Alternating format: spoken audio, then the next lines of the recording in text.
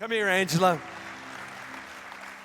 One of our young people, a few months ago, I guess, you guys can tell me and help us. Tell us about her situation, what was going on in her life before she got healed.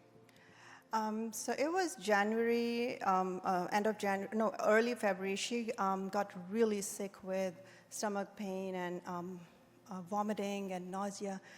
And it just got worse. And March, we took her for the endoscopy. They found a hernia and acid reflux and inflammation in her stomach.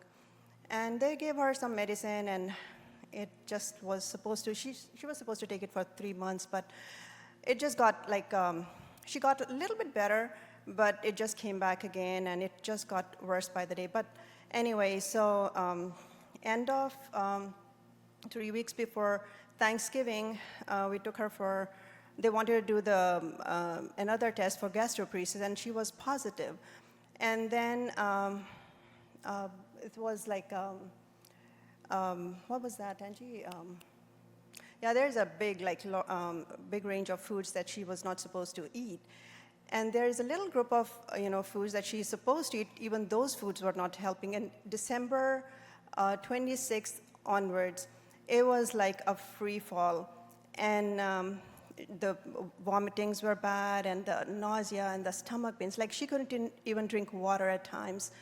And then last week was so bad that we saw this free fall. But the peace was, we had this immense peace inside, because we knew there was this safety net underneath, because we had seen so many miracles, we had witnessed, and had seen so many testimonies, and we knew that God's got her. And January 4th was her day. And January 21st was a Sunday. She was very sick. Murphy and I had to serve, and we came over and we spoke with you. And then we found out that 28th, which was another Sunday, we were not going to have the service. And then the January 4th was going to be the next one. So in between now, when she's throwing up, and every time she would throw up, I said, Angela, don't worry about it. Our January 4th is coming up. And January 2nd, she got so bad that she was going to have this follow-up appointment at St. Joseph Hospital with her another gastroenterologist who did the gastroparesis test on her.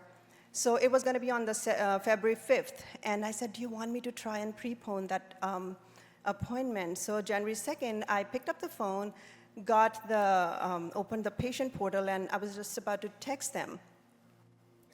And then she looked at me, and I looked at her, and I just oh no, our January 4th is coming up. We have an appointment with the Lord, and I logged off. And sure enough, January 4th comes. Now, she had come to a point where she couldn't even eat applesauce, not even water. So the day we came, of course, she hadn't eaten anything. She just had a little applesauce. We came. She was nauseated. She was having bad stomach pain. And she was just, not in a good shape. So we were standing over there, and Daryl was praying for us. And Murphy thought that, Daryl just embraced us.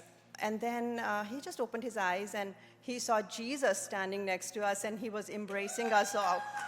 And then Angie went in the water, and she comes out. We got in the car, and she says, Daddy, Mom, I want to test it out at McDonald's next door. Now, McDonald's, and that, now she can't eat that food, right? So Murphy went inside, we sat in the car, and Murphy, as soon as he stepped in, he saw 2 angels running around. And that was our, Murphy said, okay, she's gonna get double cheeseburger and fries and, the drink that, of course, she couldn't drink, coffee. So she had it all night. She was fine. There was nothing that happened to her that night. And then I think the third day, that whole week, we tried all the junk.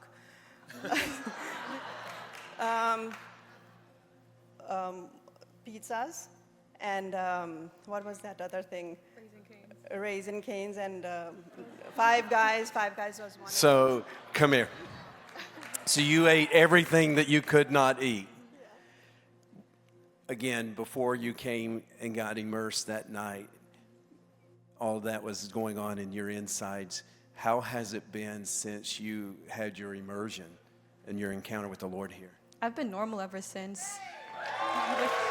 Normal ever since. No vomiting, no throwing up or anything like that, no nausea. The Lord healed you that night.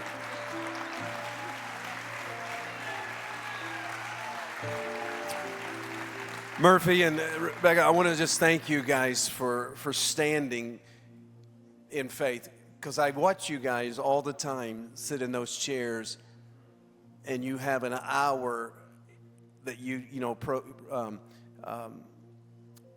not Pro Presenter, but whatever it is, planning center, you check and say, yeah, we'll be there, we'll serve, and you prayed faithfully for people that get into the water constantly.